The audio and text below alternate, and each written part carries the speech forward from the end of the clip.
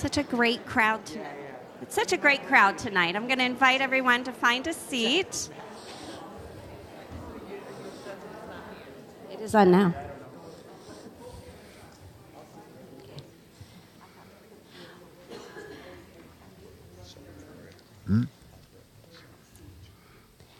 Well, welcome to Countryside Community Church. My name is Kelly Keller, and I am the director of the Center for Faith Studies out of Countryside Community Church. And we just are so pleased to be able to host this wonderful event. To be asked to be a host for this event is a definite honor. So we're so grateful that you're here, and especially on this crazy day where it decided to snow at the end of March. Anybody tired of snow yet? So we do thank you for being here. Just a couple of housekeeping items before we get started. Some of you have found the restrooms already, but others maybe not. At any time, if you need restrooms, you can just go out these doors and then turn to your left and keep going all the way to your left, and you'll see a little sign at the top of the ceiling that says restrooms, and it's another little left. So that's restrooms. Also, phones. I meant to bring my phone up as a prop. If we can turn those either off or to vibrate, that would be great. And then a couple other things is we will have coffee and cookies afterwards. There are books for sale, and many of the authors of those books are present tonight. And so that will be another opportunity afterwards. We'll also have a question and answer session. And I will remind you at that time that that's a time for questions and not for many speeches. Sometimes we get excited about things and talk for a few minutes, but that's not necessarily respectful of people's time. But there will be time to talk about the way this has touched you in the foyer with the people who brought this to you and with survivors. So, okay. So, without further ado, what I would like to do is invite Liz Feldstern, the executive director for the Institute for Holocaust Education, that has done all the legwork to bring this amazing week of activity and understanding at a time that's really important in our world. Is it never important in our world? It is always very important, but at this time I think we're all keenly aware that we are either find a way to live together on this earth or we're all going to die together on it. And so we really thank you for your efforts at keeping us ever vigilant and ever connected in the human community. Thank you. Thank you very much, Kelly.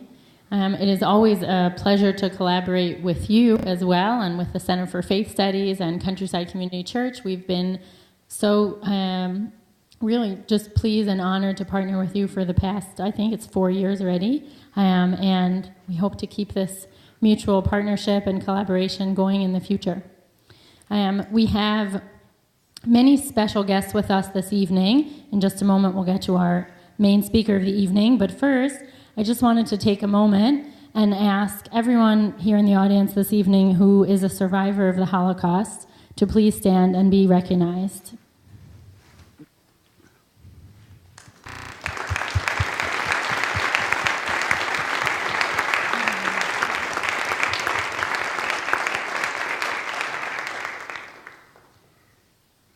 I also wanted to ask all of the current and former members of the U.S. military to please stand and be recognized. Come on.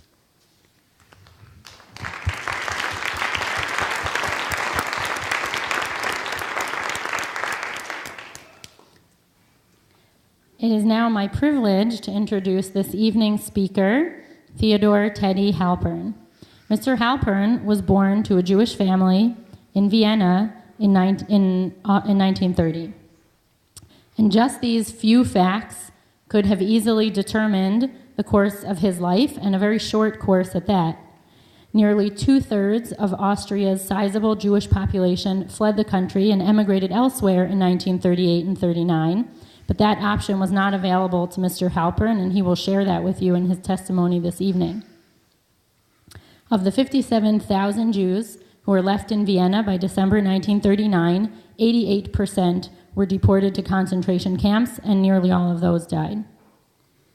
Mr. Halpern survived many hardships during the Holocaust, and even after he eventually made his way to the United States in 1947, his battle to live his life to the fullest and attain the opportunities and privileges he deserved, opportunities many of us take for granted, was not over.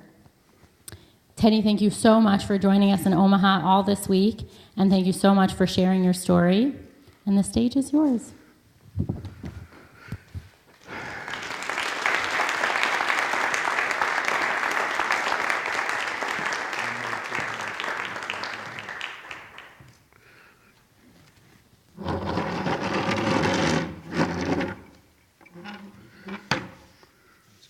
Yeah.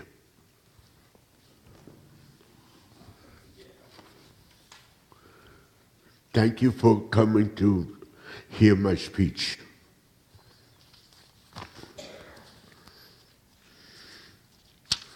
Good day, and thank you for inviting me to speak to you today. I'm honored to be the keynote speaker with a better keynote speaker, and it is my sincerest hope that from a personal perspective, how hatred and bigotry, understanding lives on many different levels, how hatred and bigotry affects ordinary people's lives on many different levels. Although the Holocaust, or Shoah, the Hebrew word for it, began over 77 years ago with the Night of Kristallnacht, or better known as the Night of Broken Glass, and ended with the defeat of Nazi Germany in 1945, its undertones and hatred still exist today, as it's evidenced by the events in the Ukraine and with ISIS as a prime example. Although we live today in the age of the internet and social media, hatred and bigotry has used these advantages to promote and expand an agenda of persecution and xenophobia, and the only way to put an end to these abhorrent and behavior is to educate people, especially the youth of the world, on what happens to people because of ignorance.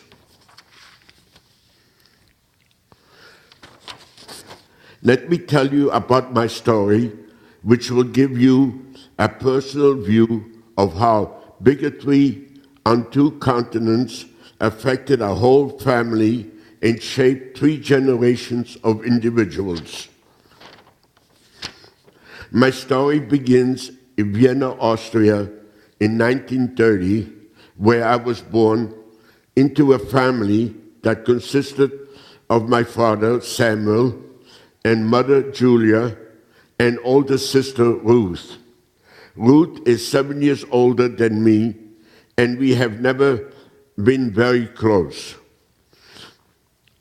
My first few years were spent in hospitals because I was born with congenital malformation of hands and feet, and along with a cleft palate. My parents were middle-class, assimilated Jews who earned their living from a grocery store that my father owned, along with the building that housed it and an apartment in which we lived. Up until the late 1930s, life was comfortable, but as the Nazi power grew, so did the deprivation of our rights and the quality of our lives. In 1938, the Nazis marched into Austria and began instituting all sorts of anti-Jewish laws that made life unbearable. My father sensed the doom that these laws foreshadowed and began making arrangements for the family to emigrate to the United States, where my mother's brothers lived. Her brothers my uncle, lived in Brooklyn, New York, and was successful businessmen who were able to provide affidavits certifying that there would be a job for my father and a place for us to live.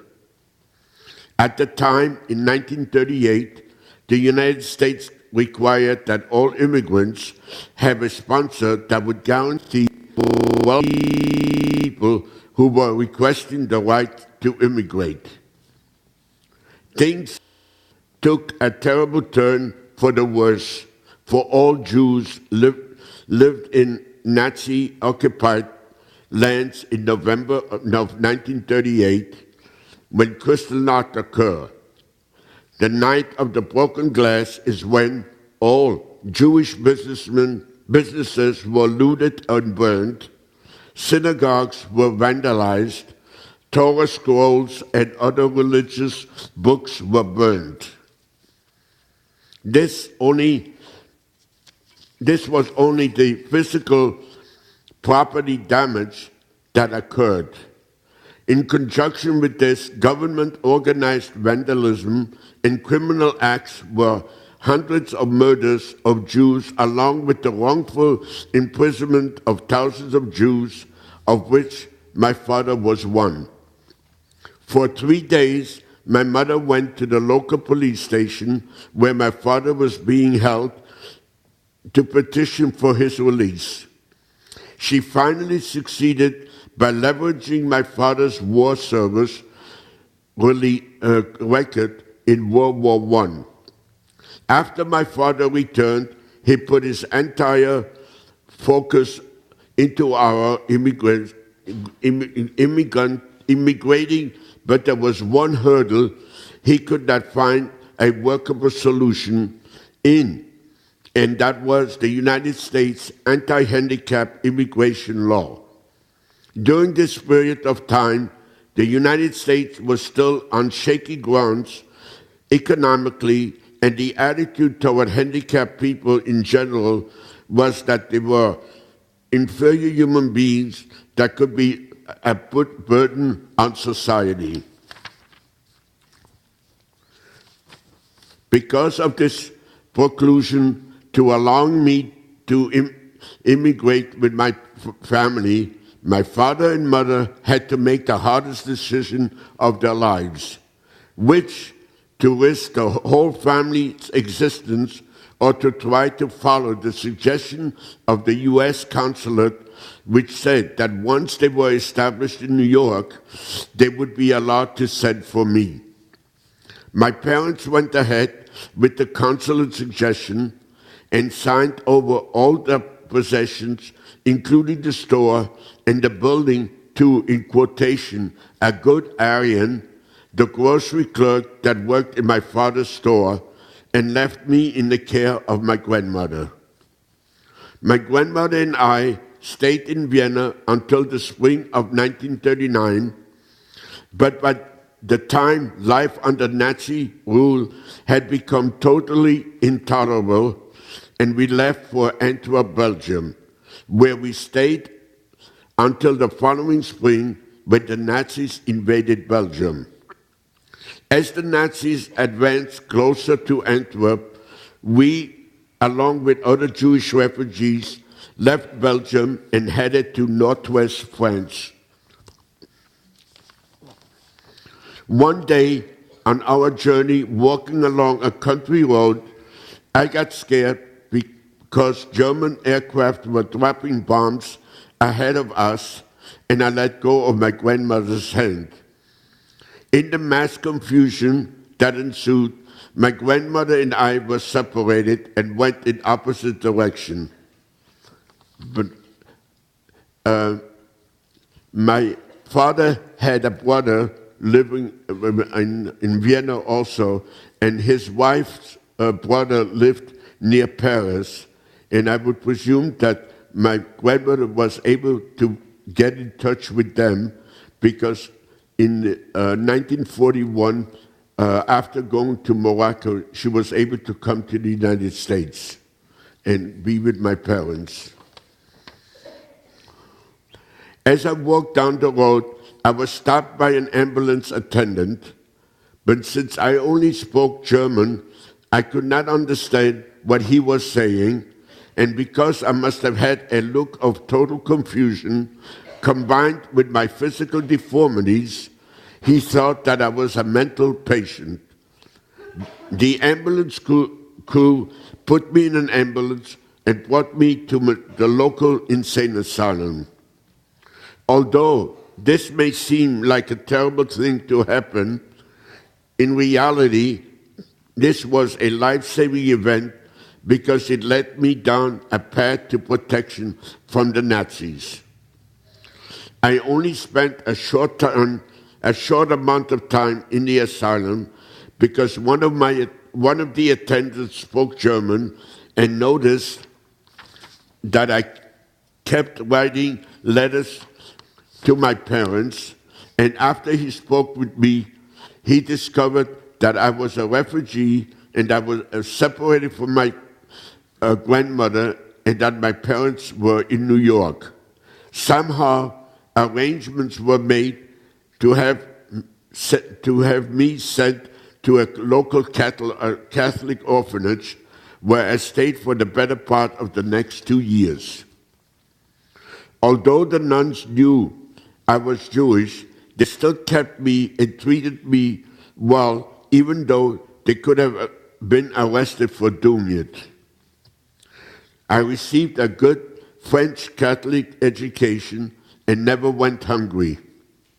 And in the olden days, the school desk had a hole where the ink bottle was in there, and you didn't have a ballpoint pen. You had the regular pens, and where you dunked the pen into the ink and then started to write.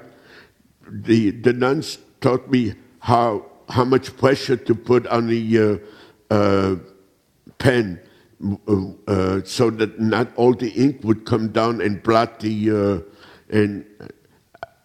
I have to thank them because I had a very good handwriting from them being able to teach me. Okay.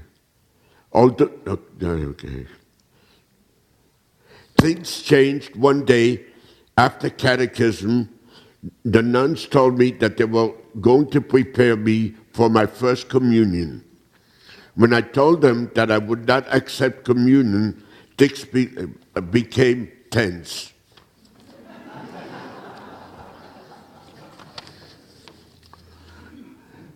I knew there was a local call of the French underground operating close by, and myself and another Jewish boy that lived in the orphanage ran away and joined the underground.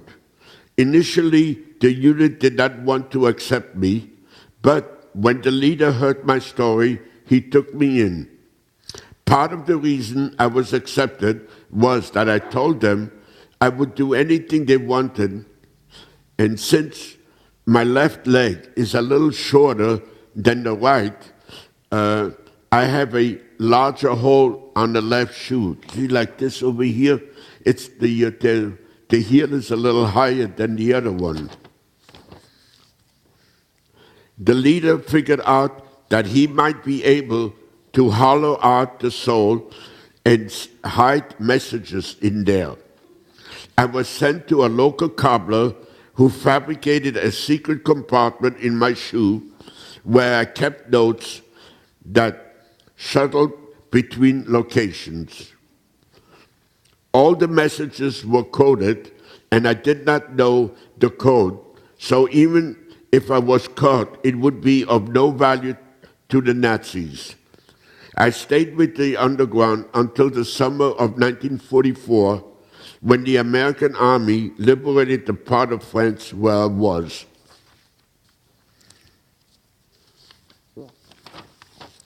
Once we were liberated, I was sent to a displaced person camp in Taverny, France, a suburb of Paris, where I stayed until January of 1947. While at the camp, the Jewish organization was able to get in touch with my parents, and passage was arranged for me to sail to New York. To my surprise, when I landed in New York, I was reunited with my parents, grandmother, and sister.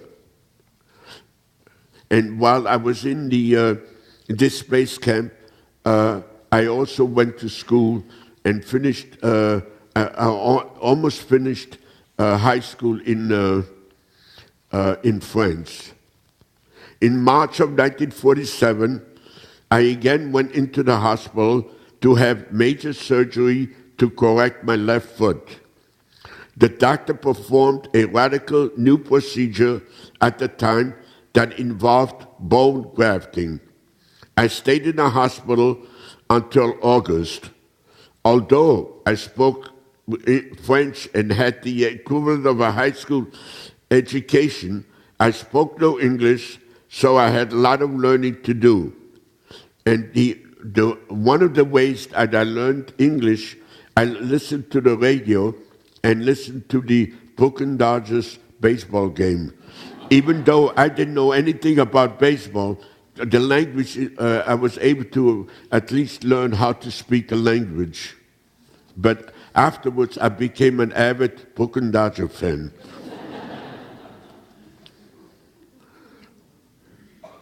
That September, I entered high school and graduated in June of 1950. In September, I enrolled at CCNY, which is equivalent to City College of New York.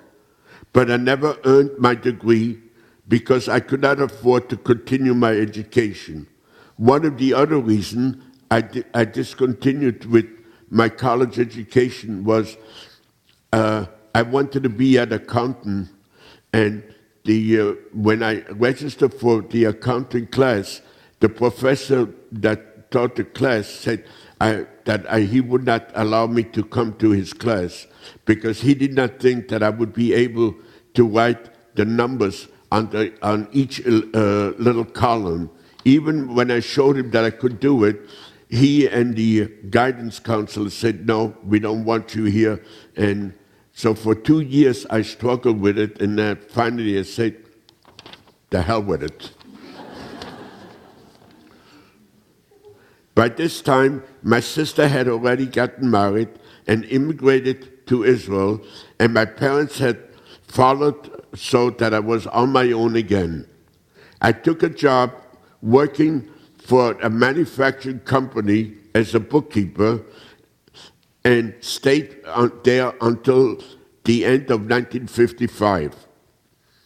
I left to join New York City Civil Service as a clerk for the Chief Medical Examiner's office, where I remained until 1986 when I retired. But it took, in 1955, when I took the test and passed, I was interviewed by the finance department, and they gave me, I asked them what kind of a job I had to do, and he said I would have to climb a ladder to get down the finance books and all that for the accountants. I said, no, I'm not going to do it because I figured I would be able to get up, but holding the book and coming down at the same time, that wasn't for me. So after another 2 or 3 weeks later, the sanitation department called me, and the same thing. I was carrying boxes from offices and bringing it to the garbage, and I said, no, that's not for me. I'm not going to do that. When the chief medical examiner's office called me, the commissioner did not want to take me, but I knew I had a friend. His father was a CPA, and he knew a lawyer, so the father got in touch with the lawyer and told him what the circumstances were, and the lawyer was ready to sue the city of New York for it. And when it almost got to court, the chief medical examiner said, okay, we'll take him, let's not go to court. And so that's how I got my job. In 1959, I got married, And in 1963, my son was born. In 1985, the proudest moment for us occurred when the commissioning ceremony, when we attended the commissioning ceremony on top of the World Trade Center for my son that was commissioned as second lieutenant to the United States Marine Corps. In 1990, my wife and I retired to Boca Raton, Florida, where I stayed until my wife passed away from leukemia in 2007. My son said that it was time for me to move to New Jersey so that I could be part of my grandchildren's lives, and that is where I've been ever since. I would like to ask you to think about my story and know that you have heard a part of history on a personal level from a regular person who had a unique journey to freedom. Whenever you see or hear of hatred and bigotry, know that it's affecting real people who just happen to be in the path of small-minded people bent on perverting society's good nature. Thank you for listening.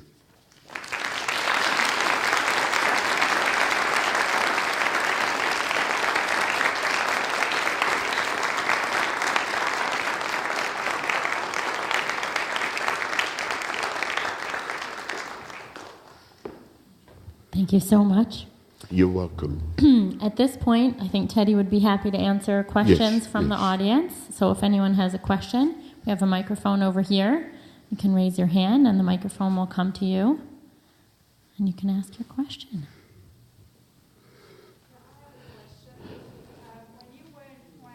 Wait. Can you speak on the microphone so I can hear? When you were in France and you were, and they took you on, did you come by plane or boat to the United States? When you came to the United States, were you coming from France? Where was the displaced persons camp? Yes, I came from France. What you mentioned an organization, which? HIAS, Hebrew Immigrant Aid Society. Oh, okay. I was wondering because I was in France too, and they helped me also. It was the OSE. OSE. We have OSE, that's the French equivalent of HIAS in English. I see. It's the same thing. Same thing. Yeah. Okay, I didn't know that. No, it's the same thing. Well, thank you for You're teaching welcome. me.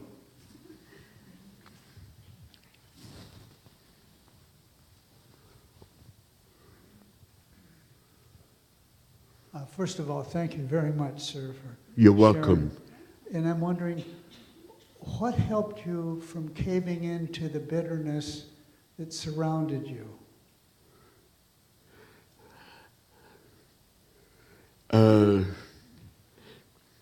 I didn't think about the bitterness.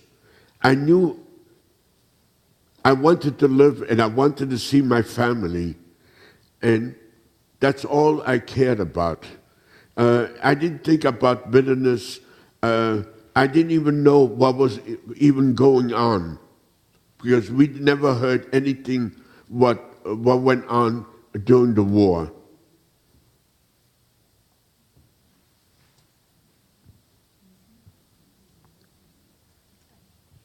Hi.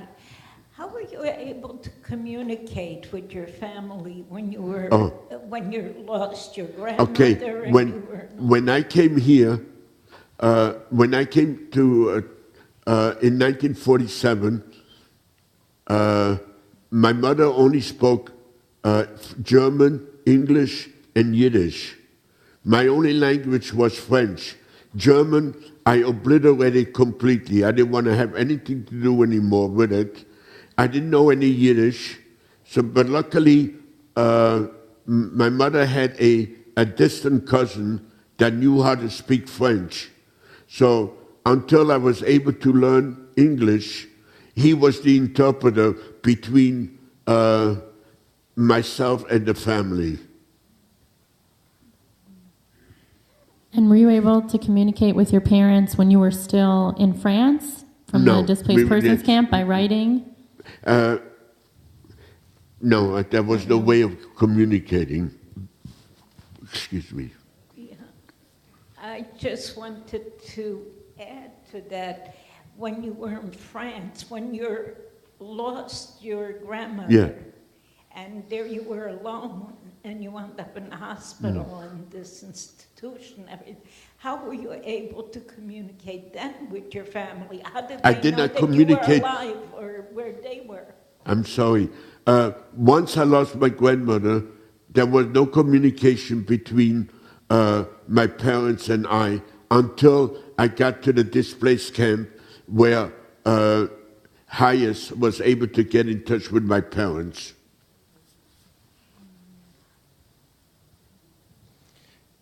I know you were young, but the night of the broken glass, Yes. could you elaborate? I'm a history buff. If you could just elaborate on that a little bit, if you remember much of it. I was only 8 years old, and I don't remember anything about it. So I'm sorry, I cannot give you any information.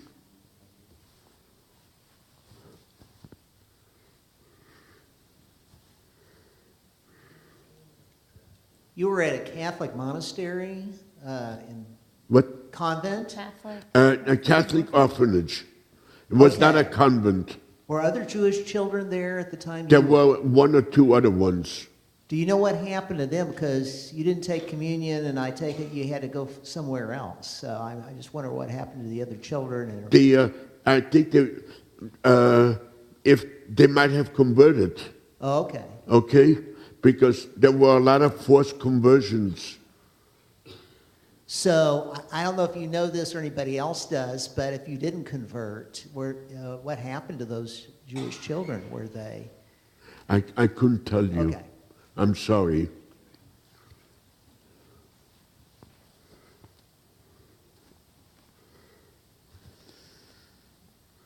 Teddy, can you tell us a little bit more about the time that you spent working for the French underground?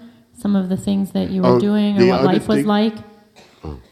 But besides, what do you call it? Besides doing being a courier, we would. It was a farm, so we would go to the farm and pick whatever, like potatoes and carrots and all this. Pick that, so we have our meals from that. Because meat we could not get any, and there was very bad rationing. We would even pick herbs from the ground, and that's what we would eat. Yes, dear. How widespread was the awareness of what was going on as far as concentration camps and things like that? Were you aware that those things were going on in Germany and Poland? No, dear. There was no talk at all about it.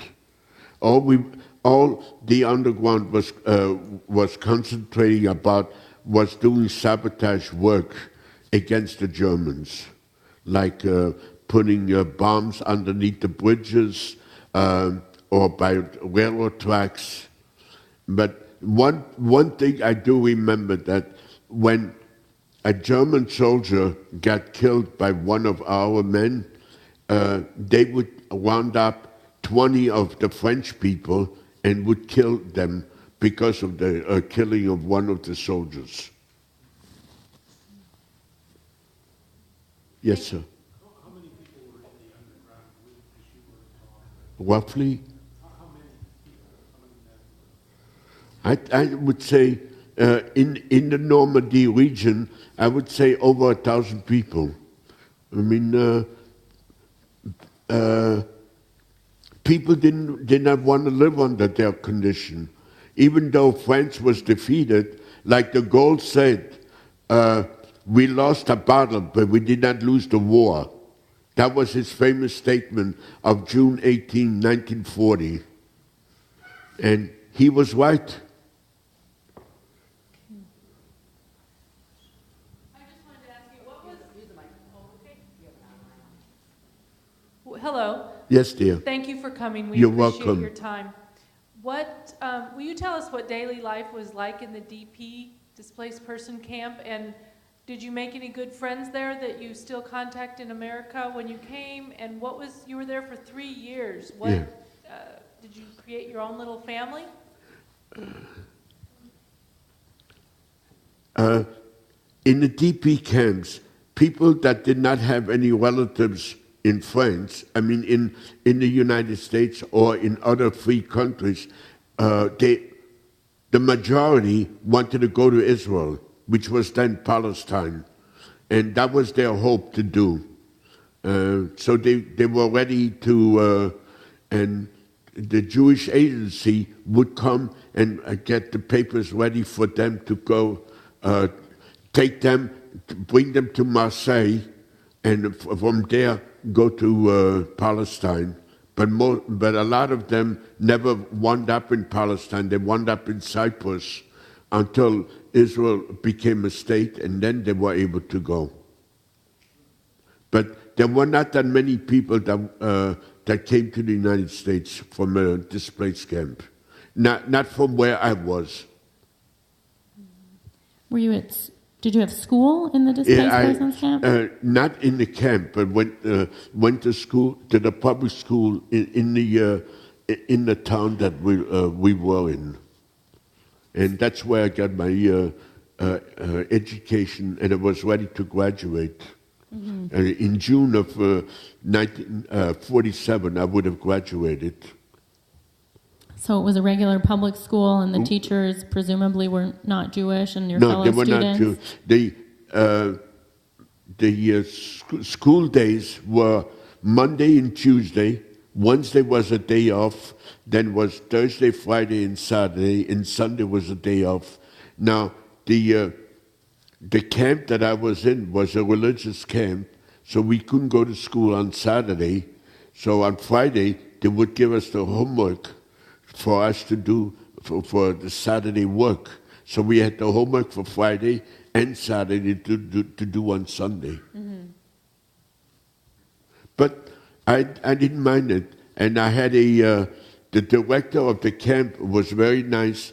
He taught me how to he taught me how to use a hammer, and I was learning how to be a bookbinder, the old-fashioned way with the wood and how you tighten the paper all together and glue it. Hi. Yes, sir. My question was, after coming to America, how long did it take you to open up about your experience during the Holocaust? It didn't take that long. Within 2 months, I was able to not do a perfect conversation, but enough to be able to talk back and forth with them. But in terms of talking about your experiences? I never talked to them. Mm-hmm. And the way it started was I was by Harold, and he asked me, were you ever bar mitzvahed? And I said, no. And I told him, I'll wait till I'm 83 years of age, and then I'll get bar mitzvahed. And he said, why do you have to wait till now? You can do it this year. And also, the grandchildren want to know what you went through. And if you don't tell them while you're alive, they're not going to know it. So he kept on persisting and persisting until with his help, I was able to write an autobiography. Yes, dear. So how come your autobiography isn't here so that we can buy it? It's in the process of being printed. Okay? Mr. Halpern, Yeah. thank you for coming. I'm over here. Oh, okay, I'm sorry. Thank you for coming. Yeah. I have related to, you have a wise son. I think you raised a wise son. I'm glad that he made you talk. I'd like to ask how your faith played a part in all of your life, if you could summarize that.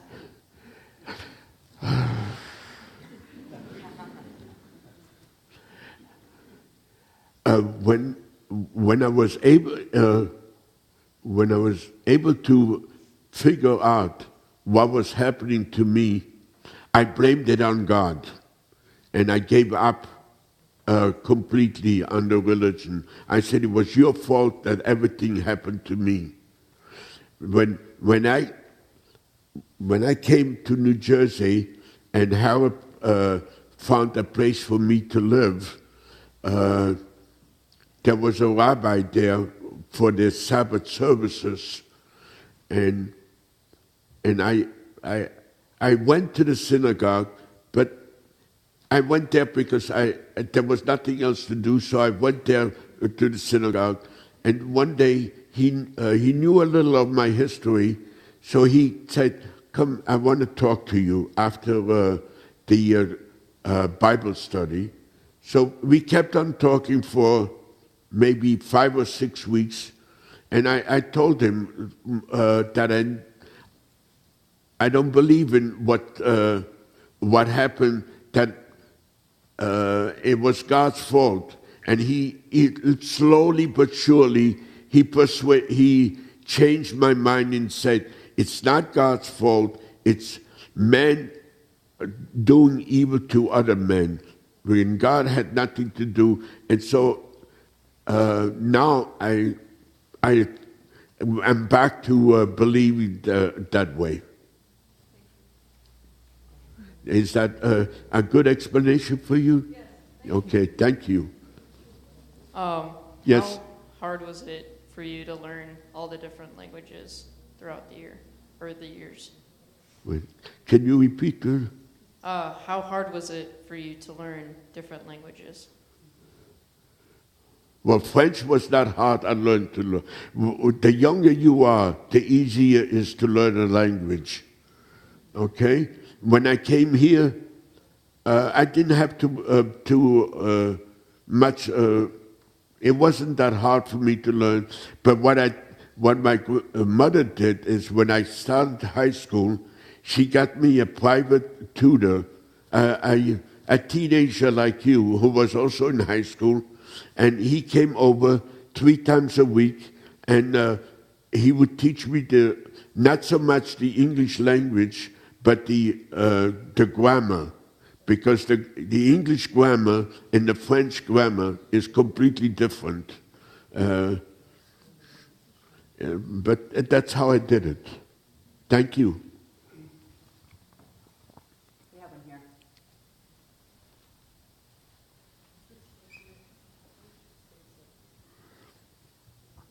Hello. Can you share what it was like to see your parents or be reunited back with your family after so many years?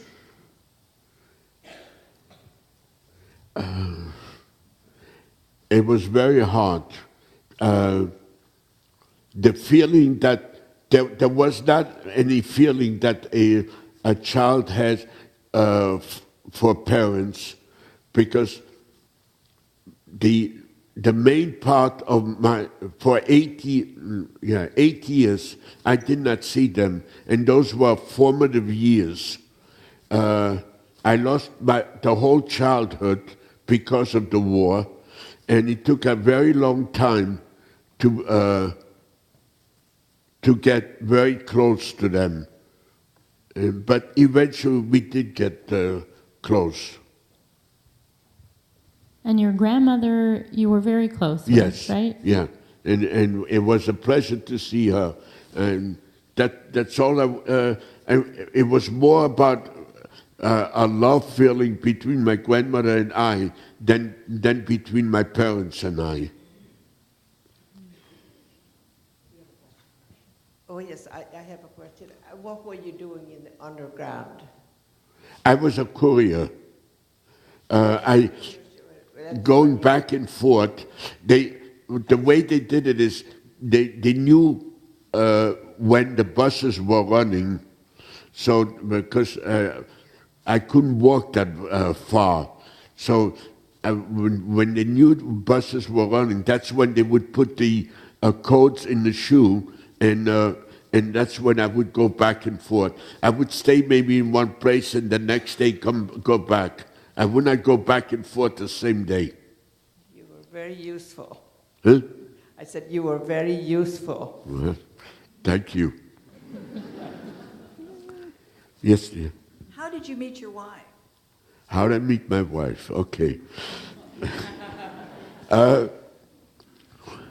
In New York, there was a Federation of the Handicapped place, and we had a group there called Club Laborick, which was people that had cerebral palsy.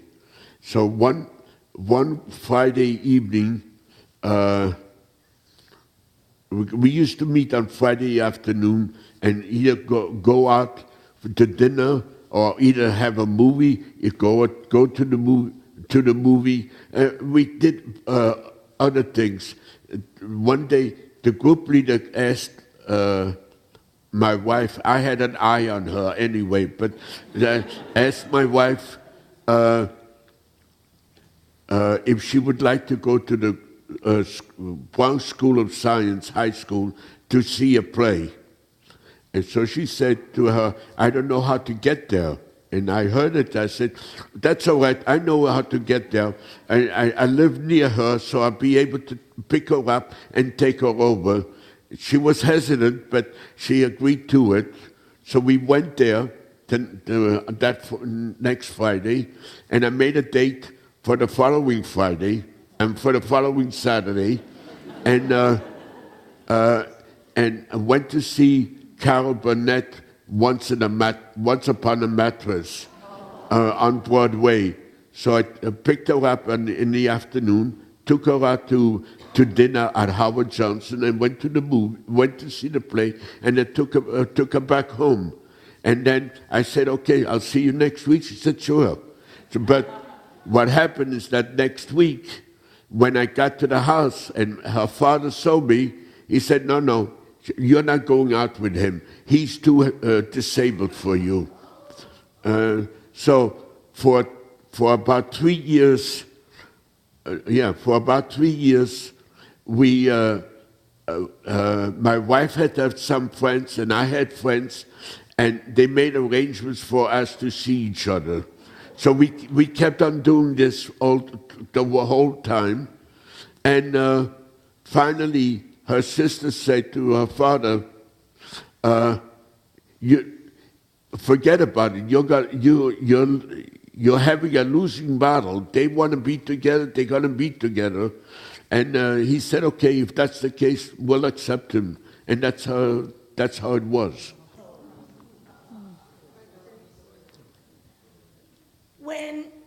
When you got back to, when you were able to get to the United States, you said it took a bit of time for you to get closer to your parents? Yes. Did you ever feel abandoned? Did you ever feel that they had abandoned you for their own freedom? At that time, no. But when I came to the States and matured, I did feel for a long time that there was an abandonment, but I recovered that too.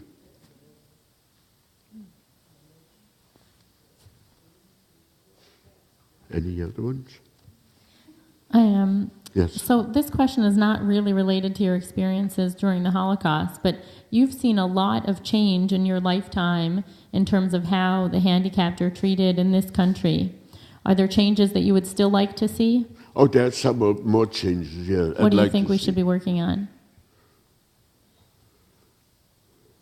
Well, there are certain changes that I'd like to see but cannot be made.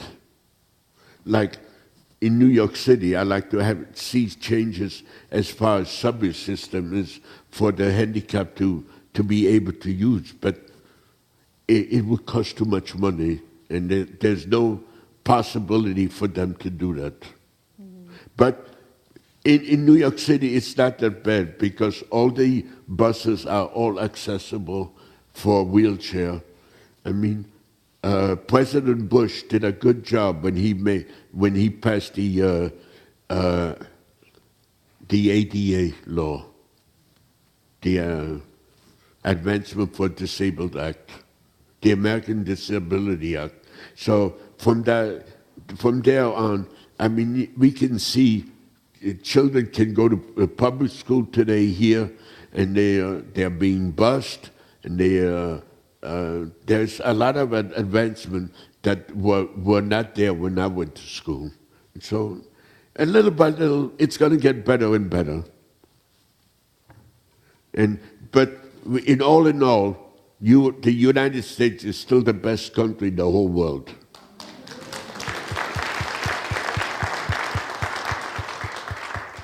Thank you for sharing your story. When you were in the displacement camp and Yes. you went to public school, did you feel like you were prejudiced against, or did you feel welcomed just like any of the other Well, kids? prejudiced against, but we had to go to school. And France and Jews do not go together. They are very anti-Semitic, much more than Poland and other countries are.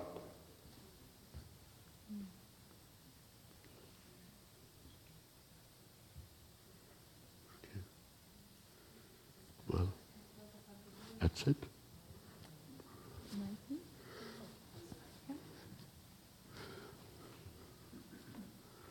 My son's too shy to ask his question. He wants to know if you still speak other languages like French and German. I speak, I'm able to read, and I would be able to speak French, but I don't have much ability to speak to. But when I start talking French with somebody, after a little while, I'm right in there and be able to converse. But I do read French very well, though. What are your thoughts of the current administration and here? Please. You mean with President Obama? I hope that in 2 years he goes away and forget about it.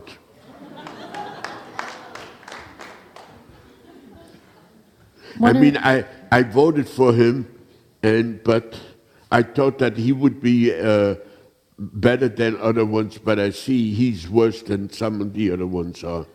And he's too easy on the Arab situation. I think he's afraid to do anything, to start anything to help out the United States.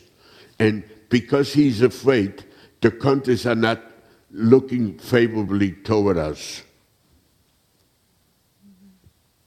Teddy, what are some things you like to do with your grandchildren?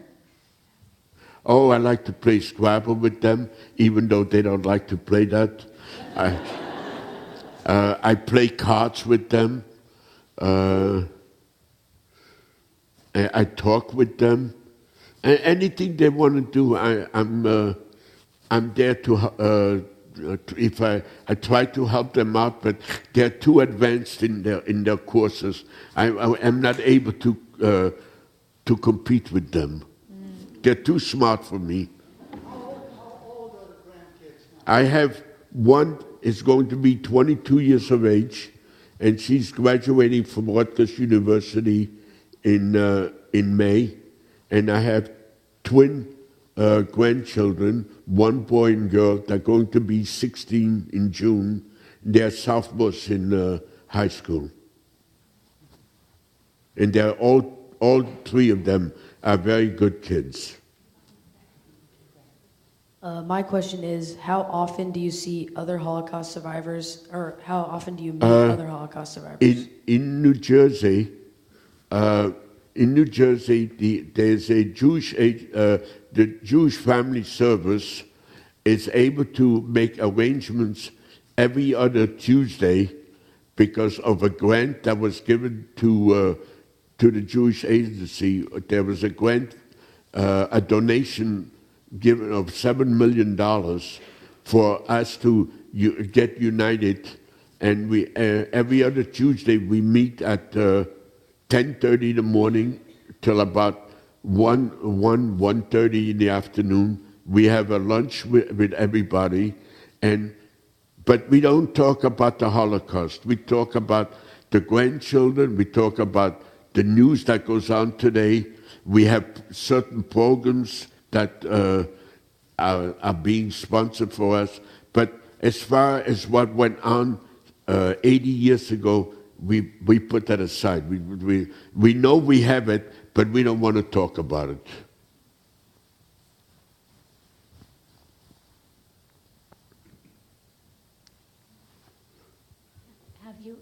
visited Israel?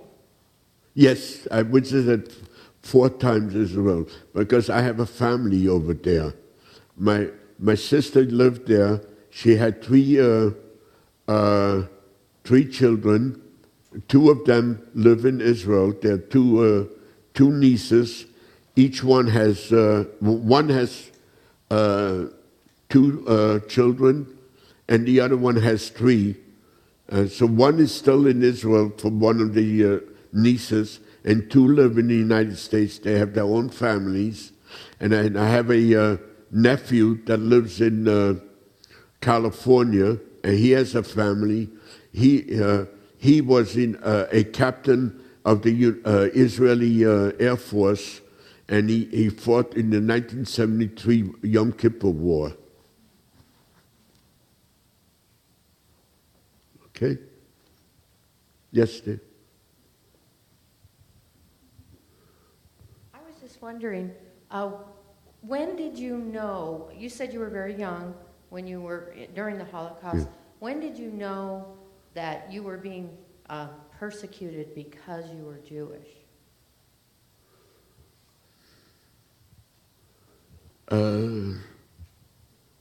Well, I think the time that I knew is when I was in the orphanage, and the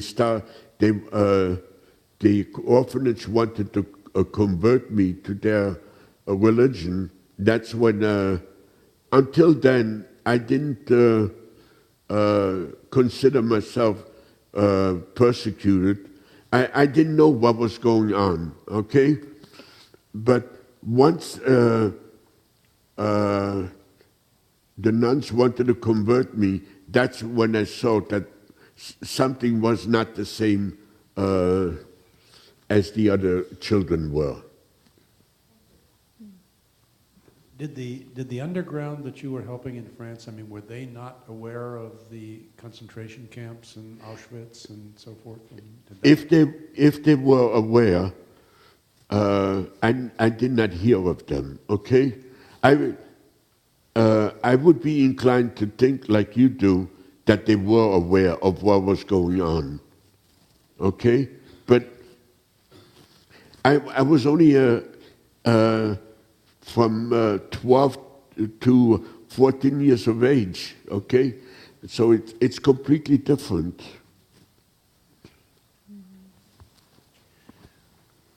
Why do the Jews in America, why don't I see outrage from them of what is happening? In Israel? Yes, in Israel. And also, have you forgiven the Germans? I'll answer the second question, okay? The second question I'll answer you this way. On the Day of Atonement, we say a prayer to God, please forgive us for this and this and this. And also, in the Jewish religion, besides asking for forgiveness to God for what you did, you ask people that did that hurt you, if they will forgive you, if they'll forgive me for hurting you. And I will not forget what the Germans did, but I'll forgive them because it's now 3 generations.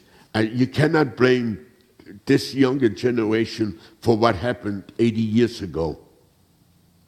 That's the way I look at it. Okay? Now, the first part, that's a good question. Why?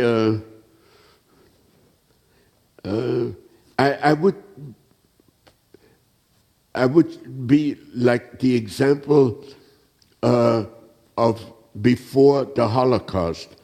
People knew what was going on.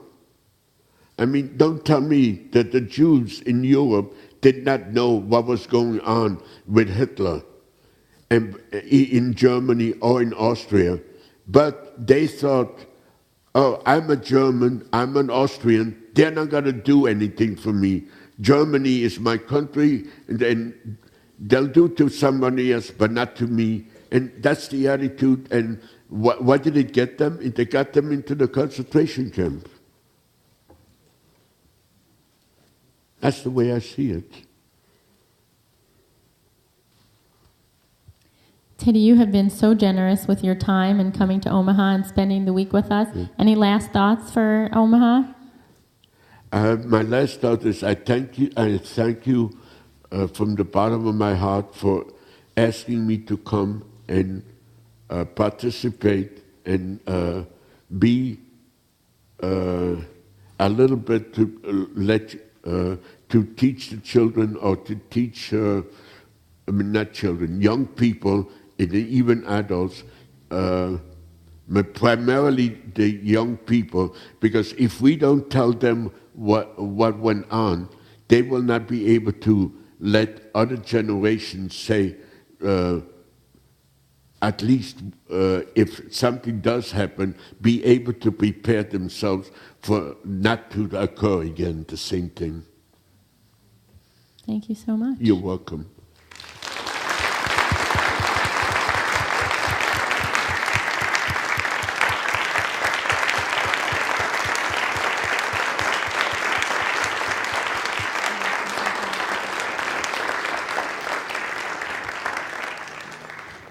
Thank you, Mr. Halpern. That was Thank you, dear. profoundly important story to hear.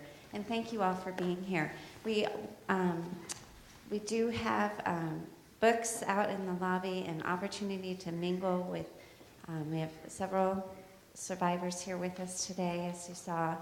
And we do have coffee just to the left. You'll see it. There's coffee and cookies, and we please invite you to, and water too, but please just stay around and mingle and enjoy one another. And again, thank you so much. You're It was welcome. such an honor to have Thank you you. here. Thank you.